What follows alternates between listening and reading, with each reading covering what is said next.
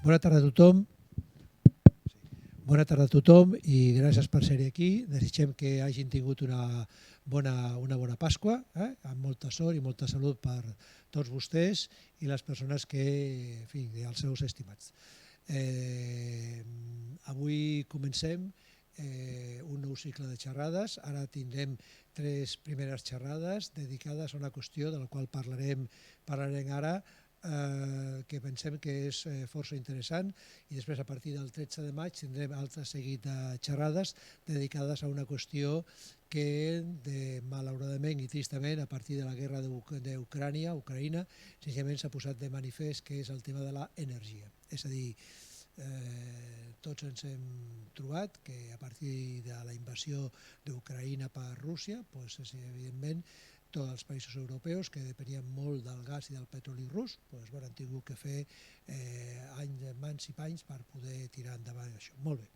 Tinc el plaer de presentar-les a la doctora Sílvia Valenzuela Lamas.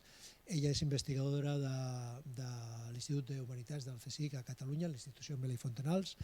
Ella és arqueòloga, però concretament dins d'un àmbit específic que és l'arqueozoologia. Llavors, això de l'arqueozoologia el que vol senzillament és d'alguna manera estudiar com els canvis socioeconòmics han fet que les pràctiques ramaderes, agrícoles, la urbanització hagin anat canviant al llarg del temps. Llavors, aquestes 3 xerrades que farem, avui 22, el dia 29 i el dia 6, el que volen posar l'accent és sobre un aspecte. Sobre un aspecte que, i per això vam pensar en el què i el com. Fixin-se vostès, dos fets, o 3 fets d'alguna manera. El primer fet és que totes les xerrades que van començar al mes de gener, dedicades al tema de la sequera i tot això, una de les primeres coses que es deien els científics, que venien, sobretot científics de caràcter, diguem-li, experimental, senzillament, era que ens posaven aquí uns gràfics i deia, i amb aquests gràfics nosaltres veiem una qüestió.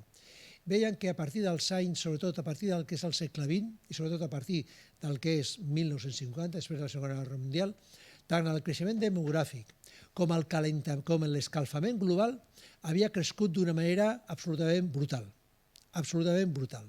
I fins a aquest moment, el creixement de la població, el creixement de les ciutats, havia anat creixent, però no de la manera tan important que va créixer, sobretot a nivell del que és l'escalfament global. Això és una primera dada. Una segona dada és que, no sé si tots vostès saben, que avui és el Dia de la Terra. L'ONU, senzillament, el dia 22 d'abril, senzillament el va declarar com Dia de la Terra. I per què declarar el Dia de la Terra? Doncs miri, declara, i aquest és el tercer any que senzillament declara aquest dia. I per què?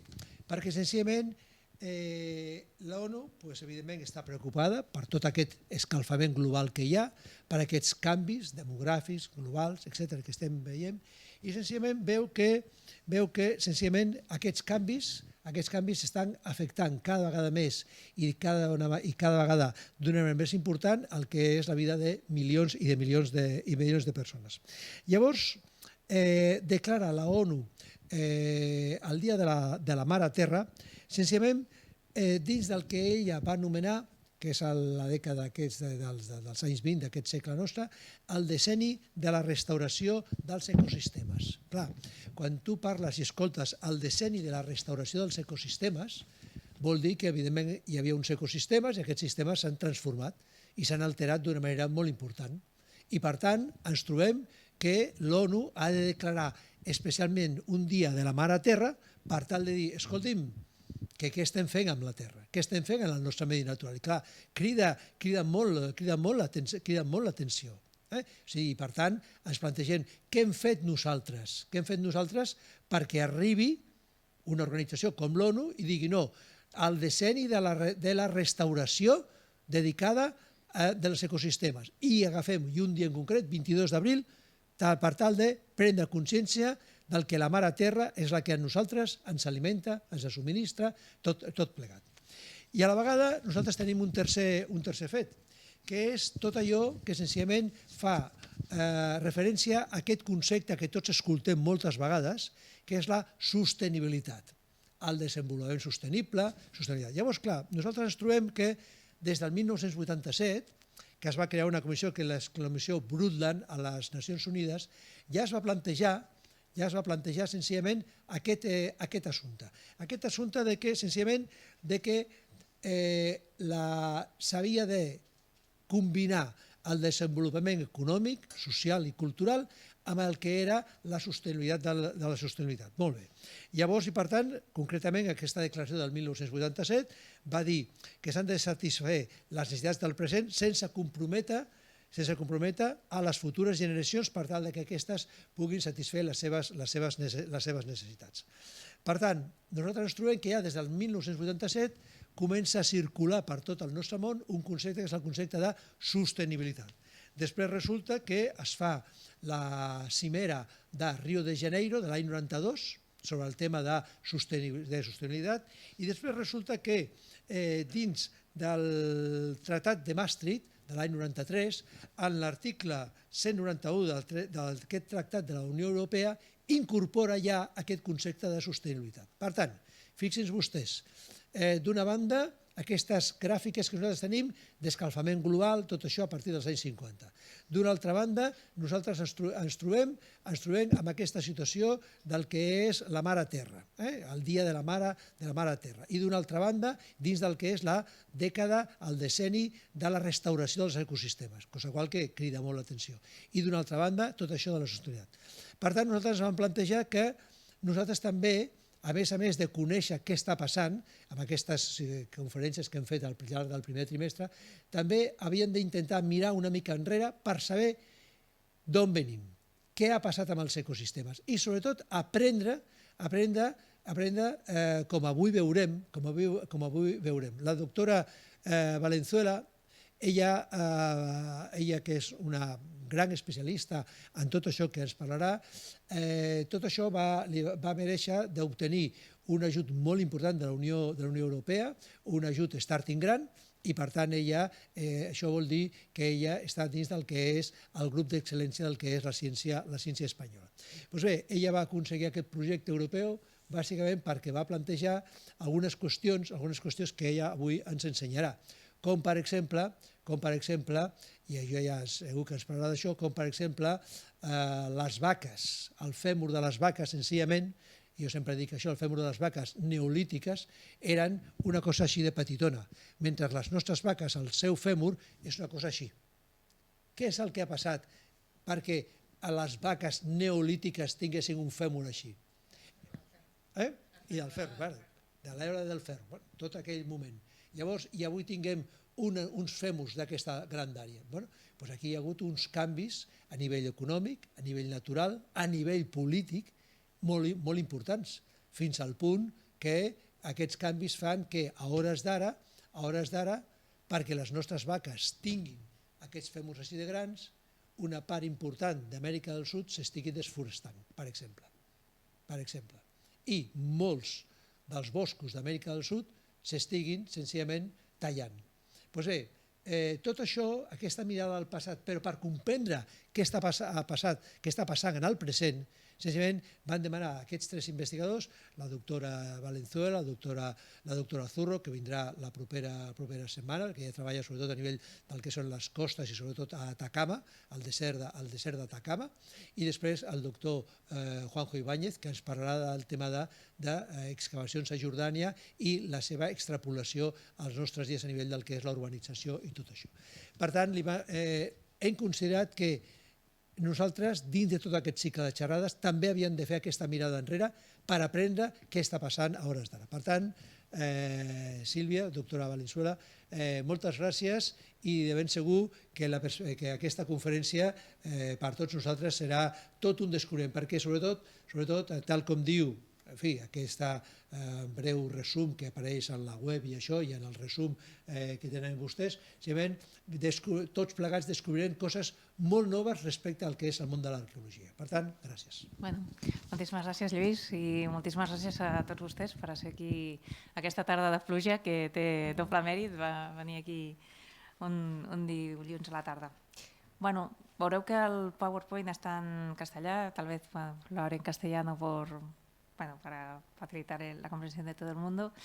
Y tal como decía el doctor Calvo, pues vamos a hablar de prácticas ganaderas y desde una mirada arqueológica, desde cómo el cambio del tiempo.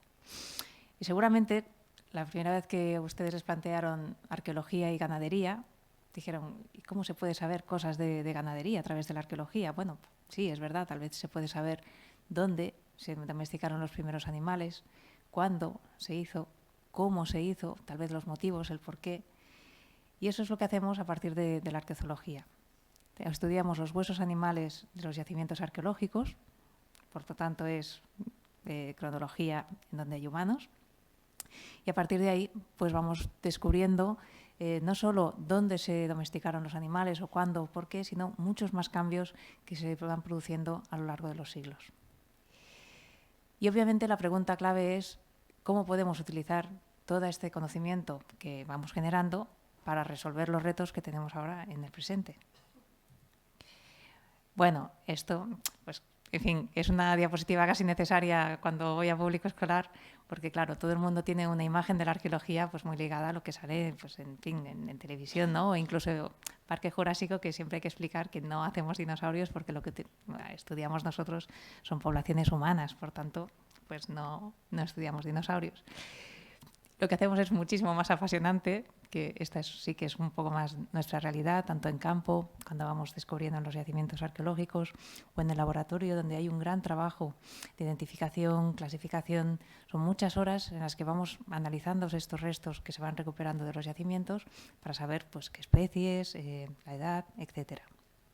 Y es que la base de toda esta metodología es que los humanos siempre dejamos huellas de nuestras actividades, y esto incluye también lo que comemos. Siempre generamos residuos y esto es pues, un poco lo que analizamos desde la arqueología. Si no hay residuo, no hay investigación.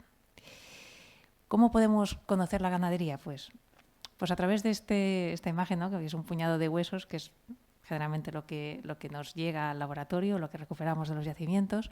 Podemos saber qué especies están representadas, el tamaño de los animales, qué comían, y esto lo podemos saber tanto a partir de los isótopos de carbono y nitrógeno, como también los patrones de microdesgaste dental. Podemos reconstruir los patrones de movilidad a partir de los isótopos de oxígeno, de estroncio, combinado con carbono. Por supuesto, seguramente han oído hablar de los estudios de ADN antiguo, donde se pueden reconstruir incluso genomas enteros, o también podemos observar patologías que dejan pues, señales en los huesos largos o en los dientes. Y hoy veremos un poquito de todos estos aspectos, no todos ellos, sería demasiado, pero un poquito sí.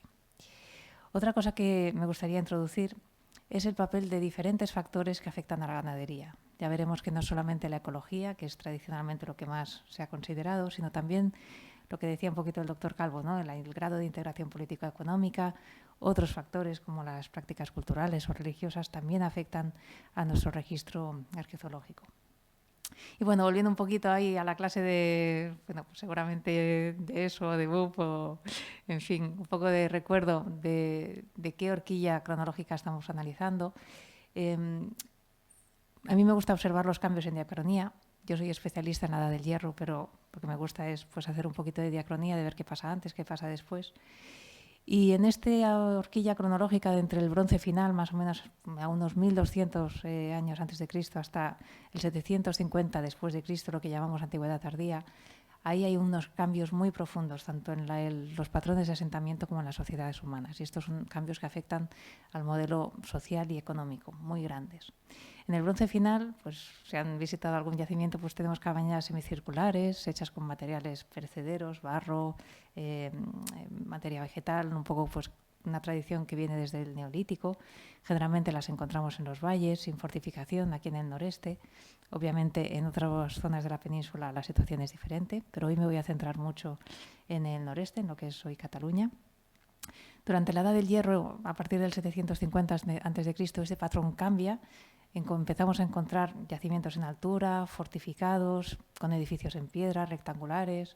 Tenemos evidencias de jerarquía y conflicto. Si han visitado alguna vez Ullastret, que está cerca de Ampurias, ¿no? Cerca de Girona, habrán visto unas murallas inmensas, unos fosos. Hay un esfuerzo muy grande en proteger los yacimientos y Ullastret es conocido por estas cabezas, estos cráneos clavados ahí, que, en fin, que evidencian pues un poquito este momento de conflicto, también de memoria tal vez de los ancestros. En fin, la interpretación está abierta, pero bueno, con el esfuerzo que están poniendo en fortificarse y protegerse está claro que ahí hay algo, ¿no? Luego, en el periodo romano, que aquí empieza en el 218 ya con la conquista romana, pero ya lo consideramos periodo romano republicano ya a partir del 150 a.C., encontramos nuevo patrón de asentamiento. Todos estos, por la gran mayoría de Ópida, ¿no? Estos poblados fortificados en altura, se abandonan. Tenemos una especialización de la producción y la actividad en diferentes tipos de yacimiento. Se construyen vilae, que vendría a ser un poco como en nuestras granjas actuales, son explotaciones agrarias que se dedican o bien a cereal, o bien a vacas, o bien a cerdos, o bien a ovejas y cabras, ¿no? Aquí en la Layetania sobre todo es vino. Hay una especialización muy grande y una economía de mercado a nivel mediterráneo pues bastante importante. Esto vuelve a cambiar en la Antigüedad tardía, a partir del 480, cuando se desmorona un poco el Imperio Romano de Occidente. Recordamos que en el Oriente continúa el Imperio Romano, pero aquí en Occidente hay una gran fragmentación. Muchas vilae se abandonan porque son asentamientos que están orientados a una producción de mercado y ese mercado pues ya no está tan integrado y lo que vemos es una reducción del nivel de integración económica. Bueno, un poco este marco, lo que queríamos ver es cómo afectan estos cambios que son tan profundos a nivel de sociedad, ¿no? de patrón de poblamiento, cómo afectan en la producción y en el paisaje, y esto es lo que vamos a abordar un poquito hoy con una incidencia especial en la ganadería. Como les decía antes, tradicionalmente se ha considerado que la ganadería lo que refleja es la ecología, los condicionantes ecológicos. Y eso es verdad todavía hoy, en cierta medida, en que es verdad que encontramos más bovinos, ¿no? Más vacuno en todo lo que es la fachada atlántica, ¿no? El noroeste de la península ibérica, y más ovejas y cabras en todo lo que es la fachada mediterránea. Y vemos que a nivel histórico pues también ha sido así. Aquí tenéis un mapa de lo que era la ganadería en el Imperio Romano. No sé si el puntero se verá. Sí se ve, vale. Pues yo no lo veo. Ja. Bueno, pues esto es un diagrama ternario. En la parte superior es una proporción mayor de bovino y vemos que en las provincias del norte de Europa en época romana hay un consumo mayor de bovino. En todo lo que es la fachada mediterránea tenemos estos triángulos aquí hacia la derecha, que serían pues ovejas y cabras, y el caso de Italia, que es un poquito, pues sobre todo hay muy poquito bovino y sobre todo nos vamos hacia proporciones grandes de suidos, de cerdo. Bueno, pues digamos, hay una correlación, ¿no? ¿Por qué vamos a hablar hoy de ganadería y no de otros recursos? Pues bien, porque a partir del Neolítico y lo que vemos en el Bronce final, el Primera Edad del Hierro, etcétera, es que hay un predominio absoluto de los restos domésticos sobre los salvajes. Y esto tiene sentido porque, obviamente, una vez tienes los animales allí, no te vas a ir a cazar, porque es mucho más difícil, ¿no? Así que hoy vamos a hablar sobre todo pues eso de ganadería, y hay un porqué, y es que es lo que encontramos en el 90% de los casos en los yacimientos arqueológicos. Bueno, si bien es verdad que hay unos condicionantes ecológicos claros, también es verdad que en ecosistemas diferentes o en culturas diferentes vemos procesos similares que no se pueden correlacionar directamente con la ecología. Aquí tienen una evolución diacrónica de las principales especies domésticas y vemos que en diferentes ecosistemas, diferentes culturas, hay una reducción de la proporción de bovinos entre la edad del bronce y la edad del hierro, es decir, antes de los romanos, ¿no? A ver si lo veo aquí. Vale, pues aquí lo tenemos en Languedoc. Aquí tienen el número de restos que tenemos para cada zona. Es un trabajo ya un poquito antiguo, del 2017. Lo tienen aquí. Uy, se me ha ido. Bueno, y lo que vemos es que hay una reducción de la frecuencia de bovinos, que están siempre en azul, y luego suben en época romana, ¿vale?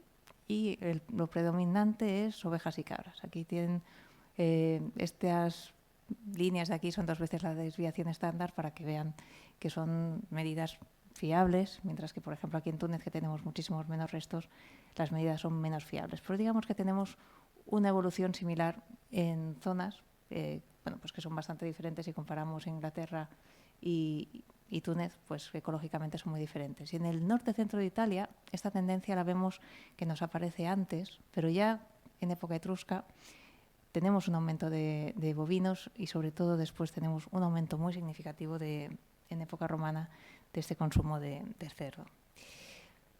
Bueno, a nivel de proporción de especies los datos no serían muy concluyentes, pero lo que sí que vemos muy claramente es los cambios en el tamaño de los animales. Aquí tienen una imagen de cómo cambia el tamaño de las vacas del Neolítico a la Edad del Hierro, baja muchísimo el tamaño, sube en época romana, lo vemos también en Cataluña, Inglaterra pasa igual, Túnez pasa igual, y en el norte-centro de Italia volvemos a tener esta tendencia que pasa antes que en el resto del área más o menos pues próxima, ¿no?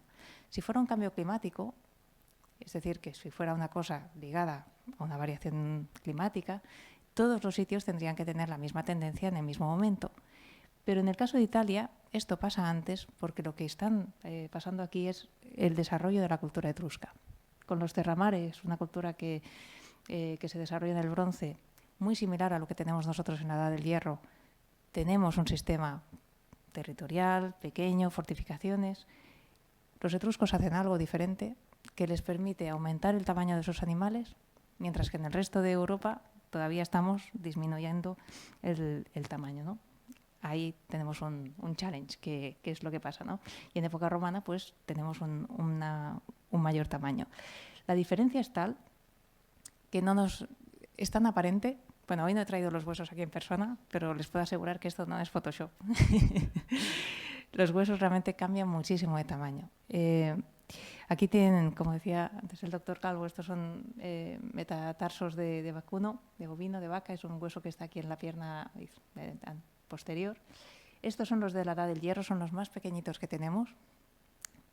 El tamaño va decreciendo desde el Neolítico hasta el Hierro. Luego estos son de época romana. Volvemos a tener animales más pequeñitos en la Antigüedad tardía y luego pues tienen aquí, como son nuestras vacas actuales, muchísimo más grandes y desde luego cuando tienes los huesos en la mano es una cosa que impresiona. Realmente dices, wow, qué vacas más grandes que tenemos y cómo contrastan con todos los periodos anteriores y sobre todo con estas de la Edad del Hierro, que son unas vaquitas que son haciendo 1 metro de altura, son muy chiquitinas. Bueno, esto se sabía desde hace ya, pues desde los años 70 ha habido recurrentemente estudios que han puesto de manifiesto que los animales eran de mayor tamaño en época romana. Y la cosa es que en época romana no es que hubiera un gran cambio climático, pero lo que sí cambia, lo que sí que tienen en común todos estos territorios es que hay un incremento de la integración política y económica. Y esto, como veremos, tiene implicaciones. Otra cosa que vemos a nivel esquelético es la presencia o ausencia de patologías. Y en este sentido, bueno, aquí tienen, ahora hacemos una clase de arqueozoología. Esto es una mandíbula de vaca, de bovino. Una morfología normal de la tercera molar es así, tiene 3 lóbulos, ¿vale? 1, 2 y 3. Pero en algunos yacimientos o en algunos periodos encontramos que la tercera molar, en vez de tener 3 lóbulos, que sería lo normal, tiene solo 2. Tiene una deformación y esta ausencia del tercer lóbulo lo que hace es que en los dientes de arriba, en las molares superiores, como les falta esa parte que toque, entonces tienen estas pues maloclusiones, malformaciones y sabemos que esto sucede ahora me sale esto en inglés, en rebaños que están con poca variabilidad genética. Es un carácter recesivo que cuando tienes poca variabilidad genética pues se va reproduciendo dentro del rebaño y tenemos estas morfologías así un poco a lo Hanna-Barbera, ¿no? A los risitas, que bueno, lo que produce es esta maloclusión. Es una cosa a evitar. Bueno, pues lo que vemos es que en yacimientos de la Edad del Hierro, sobre todo, tenemos mayor incidencia en yacimientos del Bronce y la Edad del Hierro y mucha menos incidencia de estas patologías en época romana, aunque también hay. En estos ejemplos de Cangan-Bus tenemos algunos ejemplos, pero mirando esta incidencia de estas patologías, pues podemos ver qué grado de inbreeding, ¿no? O qué grado de consanguinidad podemos estar teniendo en las vacas. Recuerden que las ovejas y las cabras son mayoritarias en este momento, con lo cual hay menos vacas en proporción. ¿Y qué podríamos decir de la agricultura en este periodo del primer milenio y hasta época romana? Pues bien, lo que vemos es que hay una gran expansión, a partir de la tecnología del hierro, vemos una gran expansión de la agricultura. Y sobre todo hay un incremento de la cebada y del trigo, y se reducen los cereales de primavera. El aumento de producción es tan espectacular que lo podemos ver en la capacidad de estas estructuras de subsuelo, que son los silos, que vemos que al principio del Neolítico o en el Neolítico son pues más o menos chiquitinas, de más o menos unos 500 litros de capacidad, que no está mal, pero luego nos va subiendo hasta valores enormes de 4.000 litros, solamente un silo. Y tenemos yacimientos que son verdaderos quesos de Gruyère con centenares de estructuras. No todas de la misma época, pero sí que vemos una expansión de estos llamados campos de silos que en el Bronce final y la primera Edad del Hierro están aquí en la costa central, poquito, pero luego en época ibérica y hasta época romana hay una gran expansión en todo lo que es la fachada mediterránea y también hacia el interior. Y lo que vemos es esta intensificación de la producción de cereal, que ya seguramente ya no es solamente para abastecer a la población local, sino que es un comercio mediterráneo, y también poco a poco cómo se va incrementando el cultivo de la vid para hacer vino, que luego en época romana va a ser el producto estrella de aquí de toda la Tarraconensis. La Tarraconensis se va a especializar en hacer vino, comparado con Andalucía, ¿no? La Bética, que se va a especializar en producir aceite, o en otras regiones que cada una tiene su producto estrella, ¿no? En Portugal serían las salazones de pescado. Bueno, pues aquí en amarillo, si me sale el cursor y puedo, pues aquí ven cómo se va incrementando esa vid, ¿no? También vemos grandes cambios en el paisaje, y esto lo sabemos a partir de las columnas polínicas que se realizan. Aquí tienen un ejemplo de una que se realizó en Vilaseca, en Tarragona. Obviamente, cada columna polínica es un poco un mundo, porque hay pues, valles más abiertos, hay valles más cerrados, ¿no? En el Pirineo, cada uno da una información. Esta creo que da una información bastante válida para lo que es el litoral. Y aquí tenemos, pues desde el menos 5.000, ¿no? Desde el Neolítico, vamos avanzando hasta el año 0. Y lo que vemos es que en el primer milenio, es decir, desde la introducción del hierro, hay un gran decrecimiento del polen arbóreo. Esto es la cobertura de árboles, sobre todo pino y encina. Cómo va creciendo la cobertura de hierbas, es decir, se abre el paisaje.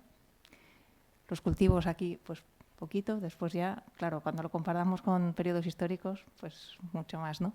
Pero fijaos cómo hemos pasado de una cobertura muy alta de árboles a una deforestación muy notable ya con todo el desarrollo de la navegación transatlántica, ¿no? Hay realmente dos momentos muy, muy claros. Uno es en la Edad del Hierro, con esta primera abertura del paisaje significativa, y luego en la Antigüedad tardía, es decir, después del Imperio Romano, que se vuelve a ver unas grandes desforestaciones para poner más tierra en cultivo, sobre todo en pasto, y como luego sube en la Edad Media, pero luego ya baja drásticamente, ¿no? Bueno, ¿qué podemos decir de todo esto? Claro, ya les he dicho que yo era especialista de la Edad del Hierro y se nota, ¿no? Pero ¿cuál fue la innovación del hierro? La innovación del hierro fue precisamente el hierro.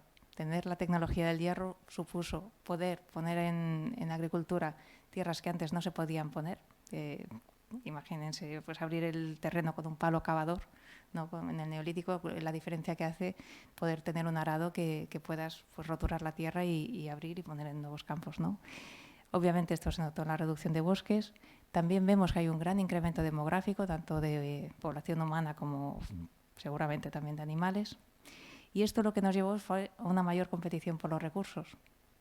Si recuerdan en la presentación, ¿no? Pasamos de un territorio mucho más poco densamente poblado y un poco de cabañas a tener un gran esfuerzo en hacer unos yacimientos pues, muy protegidos, ¿no? Con estas murallas tremendas, torres, fosos, ¿no?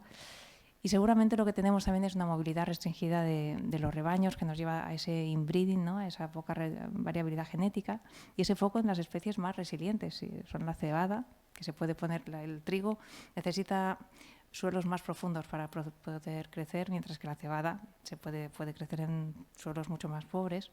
Y también vemos ese foco en ovejas y cabras en comparación con las vacas, que cada vez vemos que cada vez hay menos y cada vez son más pequeñas, porque es que la presión sobre los recursos en la Edad del Hierro pues, debía ser pues, muy grande. ¿Y por qué nos fijamos en la movilidad? ¿Por qué moverse? Bueno, la movilidad es importante porque lo que permite es poder superar la escasez de pasto, ya sea que es una escasez estacional o que sea una escasez permanente, porque si hay mucha presión sobre los recursos, aquello ya es una escasez que dura todo el año. Con lo cual, poder movernos permite incrementar la capacidad de carga, se llama así, la capacidad de carga de un yacimiento, o sea, de un territorio, ¿no? Pero claro, ¿cómo nos movemos? Para poder movernos necesitamos tener un derecho de paso, ya sea por escrito o de palabra, por acuerdo verbal. Y esto es importante tenerlo en cuenta porque el derecho de paso no es algo que tengamos nosotros o tengan los animales. Nosotros no tenemos el derecho, vamos, como personas sí, ¿no? Pero siempre es algo que alguien nos da. Si pensamos en la situación de Europa ahora mismo, mucha gente que quiere entrar, esas personas se les da o no se les da el derecho de paso, el derecho de entrada, ¿no? Siempre es alguien que tiene como el poder sobre un territorio el que permite o no permite hacer ese movimiento. Y aquí hay dos opciones. O bien no tenemos entidad política y por lo tanto podemos movernos en el territorio porque nadie lo impide, bien. O bien hay una entidad política que permite y generalmente protege ese movimiento. Y piensen pues en el abad o en el rey o en el conde o en alguien que tiene el poder, ¿no? Una potestad sobre un cierto territorio y permite que pasen los rebaños o que permite que pasen X personas, ¿no? Siempre hay una estructura política, porque si no la hay, bueno, puede no haberla y por lo tanto todo bien o hay conflicto. Es decir, si no hay una estructura política que garantice, o sea, cuando hay una cierta densidad demográfica, si no hay una estructura que garantice ese paso, no se pasa, porque siempre hay conflicto. Y si no, pueden mirar las fuentes escritas que siempre hay conflicto. Bueno, ¿y cómo podemos saber esto a nivel arqueológico? ¿Cómo podemos aproximarnos de saber si hay movimiento o no, ¿no? Bueno, pues esto lo hacemos con los isótopos de estroncio. Es un elemento químico que tiene un origen radiogénico. El rubidio 87 se va convirtiendo a través del tiempo en estroncio 87, con lo cual las rocas más antiguas tienen una mayor proporción de estroncio 87. Y esto pasa al pasto, pasa directamente a los animales y ahí podemos muestrear y sacar si hay movimiento o no. Y tal vez pensarán, ¿y tenemos estroncio? Pues sí. No debería estar ahí, es un poco por accidente, pero en realidad tenemos estroncio porque lo que están haciendo nuestros tejidos es coger el calcio. El calcio sí que lo tenemos para nuestros tejidos, ¿no? El carbonato cálcico. Pero se parecen tanto, son dos elementos que son alcalinotérreos, y se parecen químicamente tanto que el cuerpo se equivoca. El cuerpo está cogiendo calcio, pero dentro del calcio que está cogiendo, ¡pum!, se cuela el estroncio, y dentro de ese estroncio hay diferentes isótopos. Bueno, parece ciencia ficción, pero en realidad tenemos, ¿eh? Lo que pasa es que es una parte muy residual. Eso hace que necesitemos un poquito más de materia para analizar, ¿no? Bueno, si vemos cómo cambian los isótopos de estroncio a lo largo del tiempo, por ejemplo, en las vacas, en los bovinos de Inglaterra, que es un sitio, una zona para los cuales hay bastantes estudios, vemos que hay una reducción en la variabilidad. Esto sería, a ver si lo puedo, este sería la señal isotópica local, la que consideramos la azul y verde, porque todos los yacimientos, se fijan, están como muy cerca de las dos zonas, con lo cual hemos considerado local lo que es compatible con las dos zonas. Y lo que queda fuera de esta banda de aquí, es lo que consideramos que viene de fuera, y viene significativamente de fuera. Bueno, pues lo que vemos aquí son diferentes cronologías, y las de la Edad del Hierro, las que ponen Iron, ¿no? Edad del Hierro, tienen una movilidad mucho más restringida que las anteriores del Neolítico y también de las de época romana. Y no solamente se mueven las vacas, sino que los cerdos también, de Onidoro, que se mueven. Claro, estos yacimientos del Neolítico son asentamientos un poquito especiales, es por eso que hay ahí el warning, ¿no? Hay que tener en cuenta la funcionalidad del yacimiento y la variabilidad geológica potencial, pero lo que es significativo también es que podemos tener cerdos que nos vienen de sitios pues, muy, muy distantes. Cuando hicimos el ejercicio similar en Languedoc, en el sur de Francia, vimos también que a veces tener pocos datos o tener pocos restos no es un problema, entre comillas. Aquí en el yacimiento de Lattes, que está muy cerca de Montpellier, solo teníamos 3 bovinos de época romana, solo 3 dientes, pero resultó que solamente ahí era uno compatible con la ratio isotópica local y 2 que venían de otro sitio, ¿no? En cambio, 35 ovejas y cabras del yacimiento de la Edad del Hierro de la Monedière y los 35 eran compatibles con la geología local. O sea que al final dices, madre mía. Bueno, la moraleja un poco, el mensaje que les quería transmitir es que la ganadería siempre refleja los sistemas sociopolíticos, siempre, también hoy. Y en este sentido, hoy en día, la Unión Europea, que es el mayor productor de carne por delante de Estados Unidos, estamos importando 27 millones de toneladas solo de soja. Si consideramos otros cereales para hacer pienso, sería una cifra mucho mayor, ¿no? Pero solo de soja son 27 millones de toneladas, que estos son muchos ceros, muchos kilos, ¿no? Con lo cual, y esto nos va sobre todo a la ganadería intensiva, ¿no? Que es muy dependiente del mercado global. Aquí tienen una panorámica de cómo ha ido cambiando la ganadería en Cataluña, pues desde la Edad del Bronce, Hierro, Imperio Romano, que hay mucho más cerdo, antigüedad tardía, que volvemos a unos patrones casi similares a los del bronce, y hoy en día, que estamos locos por el cerdo, ya no son los italianos, ya no es Italia romana, estamos criando cerdos y pollos a tope, porque estamos abasteciendo, ya no es una cosa local, estamos abasteciendo un mercado global, estamos exportando un montón de carne y de jamones y de todo, ¿no? Para no solamente el mercado ya de la Unión Europea, sino mundial, ¿no? Con un mercado muy importante en China.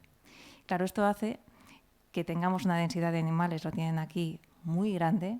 Hay casi, bueno, sin el casi, hay más millones de cerdos que de personas en Cataluña. Me parece que de millones de personas somos 7 y de cerdos creo que son 8 o 9 lo que hay. Es una pasada. Una densidad de explotación muy grande y aquí tienen pues un poquito lo que tenemos, ¿no? Claro, hoy en día ya hemos sobrepasado los condicionantes ecológicos. Se está produciendo mucho cerdo también en Dinamarca, en Países Bajos, norte de Alemania, con un coste de tierras enorme. Solamente de lo que importamos en Europa son 8,8 millones de hectáreas lo que estamos importando desde Sudamérica, especialmente de Brasil. Es decir, la soja transgénica que nos viene fundamentalmente es de Brasil, también de Estados Unidos, en menor medida de otros lugares, pero claro, esto tiene un impacto bestial.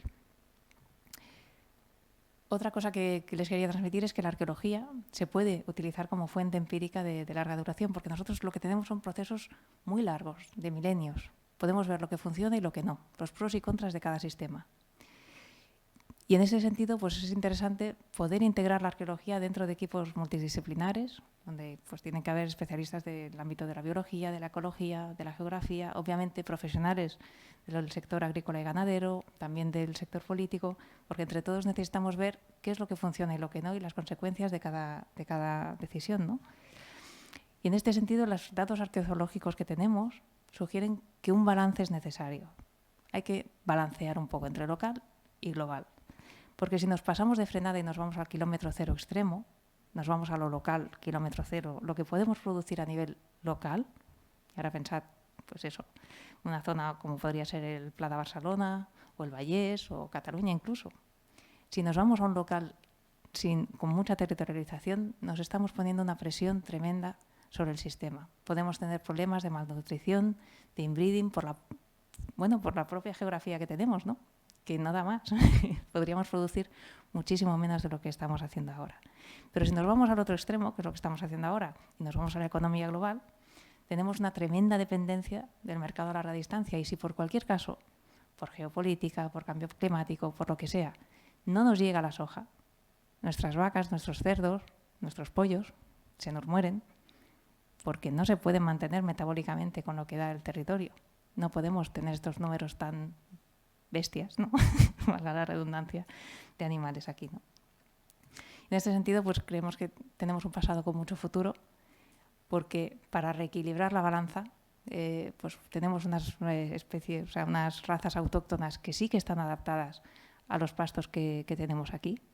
Obviamente no se puede producir el fueta o euro con ganadería extensiva, y eso es verdad, y sabemos que ahora mismo estamos produciendo muchísima carne que de otra manera pues no podríamos producir, pero dado que estamos con una huella ecológica tremenda, pues para reequilibrar la balanza, la ganadería extensiva con razas tradicionales es pues una apuesta que también puede ser un recurso valioso para la gestión forestal. Ahora mismo ya saben que tenemos un polvorín en Collserola y en Medio Pirineo, tenemos un sobrecrecimiento del bosque muy importante, con lo cual, bueno, la ganadería extensiva pues tiene ahí un papel en la prevención de incendios y a la vez que se puede incrementar la seguridad alimentaria porque son animales que están adaptados a sobrevivir con los pastos que tenemos aquí.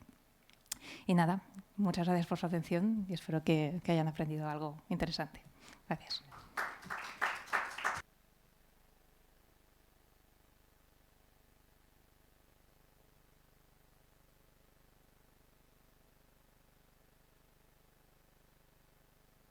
Evidentemente, les dije que les había anunciado que veríamos algunas cosas pues, realmente interesantes y sorprendentes. Sorprendentes que muchas veces no pensamos que a partir de estos datos, de conocer de este pasado, podamos llegar a estas reflexiones y a conocer estos 27 millones de toneladas de soja que importamos, lo cual comporta que evidentemente la presión sobre los bosques de la Amazonía o sobre lo que es la pampa argentina crece de una manera realmente extraordinaria.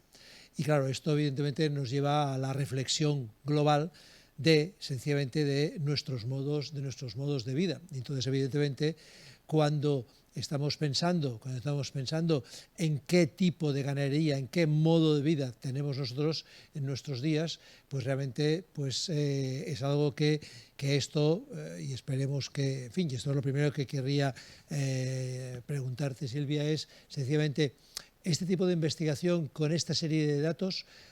¿Tú piensas que está llegando a los responsables políticos, a los responsables, en fin, para que realmente vean que esta sobreexplotación, claro, una de las gráficas que ponías ahora, en las cuales decías, no, es que en época romana teníamos caprinos, teníamos cabras, etcétera, y ahora tenemos cerdo. Claro, el cerdo ya lo hemos comentado aquí cuando hablábamos de la sequía, decíamos, no, es que uno de los problemas que tiene Cataluña con la sequía es que la capa freática de la Cataluña central, ese agua no se puede usar. ¿Por qué? Porque está contaminada, evidentemente, por todos los purines y demás, de esos millones y millones de cerdos que tenemos. Estamos hablando, si no me equivoco, de 8 millones de personas en Cataluña.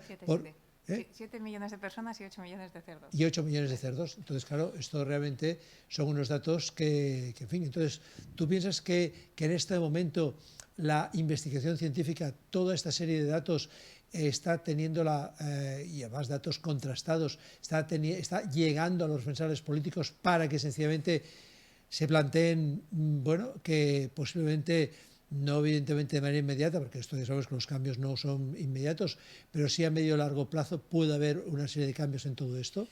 Bueno, yo creo que se están haciendo esfuerzos, pero todavía no estamos llegando suficientemente, porque hay una a priori que hay una barrera mental que hay que romper ahí. Y es que la arqueología estamos encasillados en el museo, en cosas bonitas, en objetos, en civilizaciones antiguas, en aventura, pero no se nos ve como fuente empírica de datos de larga duración que se pueden utilizar para hoy en día. También cuando hablas con personas de biología o incluso de veterinaria, se sorprenden que alguien que viene de humanidades, ¿no? Porque arqueología no dejamos de estar en humanidades, pueda decir alguna cosa interesante de temas que son sus temas, ¿no? También hay como un miedo de decir, bueno, ¿qué me vas a decir tú? ¿Qué me puedes decir si soy yo el que sabe, ¿no? Con lo cual ahí, pues bueno, hay que hacer un trabajo más, yo creo, pues continuado, ¿no? Y ir pues llegando a las personas que tienen pues el poder político para ir transmitiendo estos datos y no es fácil, porque no tenemos los foros, no es fácil entrar a veces, porque hay que romper esa barrera mental que, bueno, pues es una barrera mental que tenemos y que existe hoy en día, ¿no?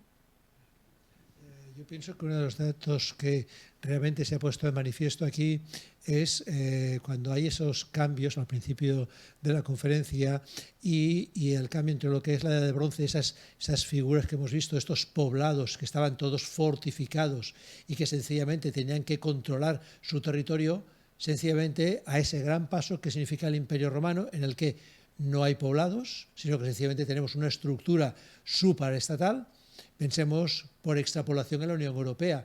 No todos nosotros hemos conocido, los que ya tenemos una edad, que cuando queríamos ir a Alemania, por Inglaterra, tenías que, bueno, ahora Inglaterra también, evidentemente, tenías que ir a cambiar por los marcos o tenías que ir a cambiar los francos o la lira, etc. Ahora, evidentemente, todos nos movemos con una moneda, el euro, y gracias al espacio Schengen nosotros podemos circular y nuestros productos, nosotros como ciudadanos, con nuestro DNI, sencillamente no tenemos que llevar el pasaporte, no necesitamos un visado. Entonces, claro, lo que eso significa a nivel de lo que es el cambio de registro. Entonces, claro, esto es una, en fin, yo siempre lo explico, que creo que ese gran proyecto que la doctora Valenzuela dirigió, una de las claves es cuando se habla de la identidad europea.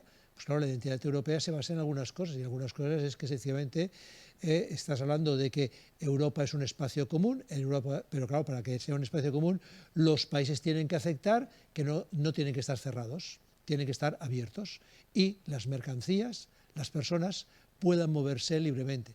En definitiva, es lo que, de alguna manera, el Imperio Romano hizo y que propició pasar de esos huesos de ese tamaño de la edad del bronce, a unos huesos mucho más grandes, y hoy en la actualidad ya han visto qué tipo de huesos, y si todos ustedes pudiesen ver los huesos físicamente, realmente se quedarían sorprendidos del tamaño de estos huesos, de las vacas actuales, que realmente es algo, en fin, yo lo he visto en su laboratorio, realmente extraordinario. Entonces creo que una de las grandes aportaciones que la doctora Valenzuela está haciendo es es decir, de alguna manera consolidar, explicar la importancia de lo que es la integración de todas las comunidades que vivimos en Europa.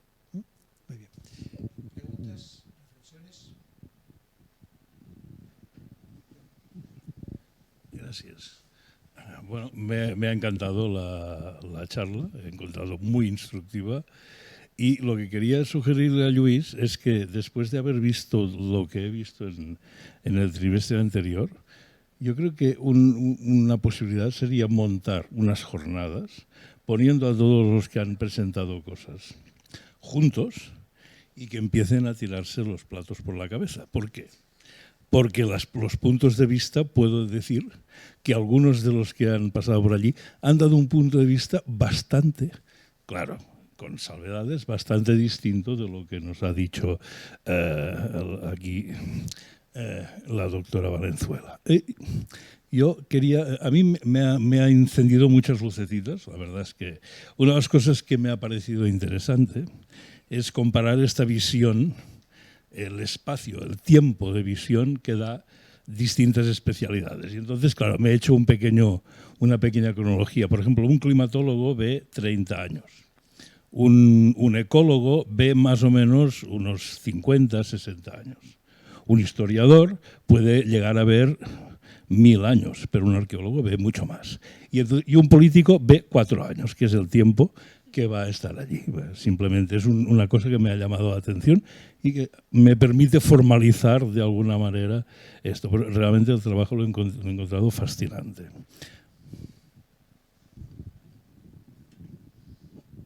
Muchas gracias. Yo te quería preguntar, ¿cómo crees que la arqueología del futuro va a ver el sistema ganadero actual? ¿Cómo crees que va a dejar huella? Bueno, va a dejar huella sobre todo pues, a partir de los desechos que producimos. Siempre lo que vemos es la basura, al final lo que queda. Y pase lo que pase, la arqueología lo va a ver. Es decir, si hay un cambio de dieta espectacular porque bueno, hay un cambio climático, geopolítico, lo que sea, y de repente nos ponemos a comer grillos y caracoles, eso va a quedar en el registro arqueológico y lo vamos a ver. Si hay un cambio en los animales, también. Si de repente vemos que, yo qué sé, la arqueología siempre va al final nuestro día a día siempre va a dejar huella y esa huella siempre se va a poder estudiar como registro arqueológico, ¿no? Con lo cual, lo que pasará en el futuro no lo sabemos, pero lo que sí sabemos es que pase lo que pase, la arqueología lo va a ver, seguro.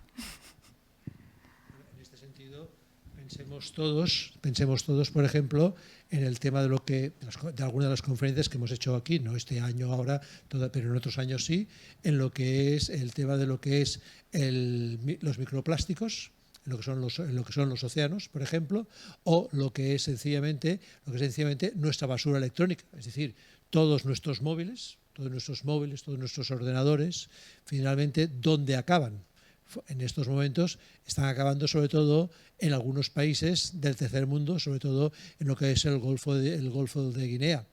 Y sobre todo hemos de pensar también en ese registro, en lo que eso está comportando para que tener nuestros móviles o en estos momentos el hecho de nuestros coches híbridos. Nuestros coches híbridos, una de las cuestiones por las cuales funcionan es el cobalto.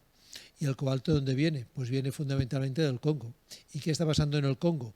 Pues está pasando sencillamente que, tristemente y desgraciadamente, pues eso está generando guerras, tal cual, que a nosotros no nos llegan, porque son esas microguerras que pasan, pero que sencillamente quien hoy está suministrando cobalto a las grandes compañías, sencillamente está a la vez produciendo unos desajustes económicos, sociales, políticos realmente muy importantes. En este sentido, hay un libro que se llama Cobalto Rojo, que yo lo recomiendo, que explica la triste situación que para nuestro cambio y nuestra sostenibilidad en el mundo occidental, lo que está comportando en otros territorios. En fin, si no hay más preguntas lo dejaremos aquí. Yo le dejo sobre todo a la doctora Valenzuela este esfuerzo por sintetizarnos y por este esfuerzo de didáctica para explicarnos todo ello. La semana que viene tendremos a la doctora Débora Zurro, que ella nos explicará otro aspecto desde lo que es el trabajo que realiza en lo que son las costas de América del Sur, concretamente en el desierto de Atacama, donde después de miles de años, debido a que allí evidentemente no existe humedad en el desierto sencillamente se han conservado una serie de registros que permiten conocer sencillamente los cambios que ha habido hasta lo que es, por ejemplo, nuestros días. Entonces, también les aseguro que les será realmente interesante y fascinante como la conferencia de la doctora Valenzuela. Por tanto, gracias, doctora Valenzuela, y ánimo para seguir adelante y seguir enseñándonos en fin, hacia dónde debemos de ir en un futuro que ojalá fuese mucho más inteligente que el que hemos tenido hasta ahora. Gràcies a tots i gràcies per venir, com deia la doctora Valenzuela, les persones que estan a la sala per venir en una tarda de pluja. Per tant, gràcies, que sobretot que tinguin bon Sant Jordi. Gràcies.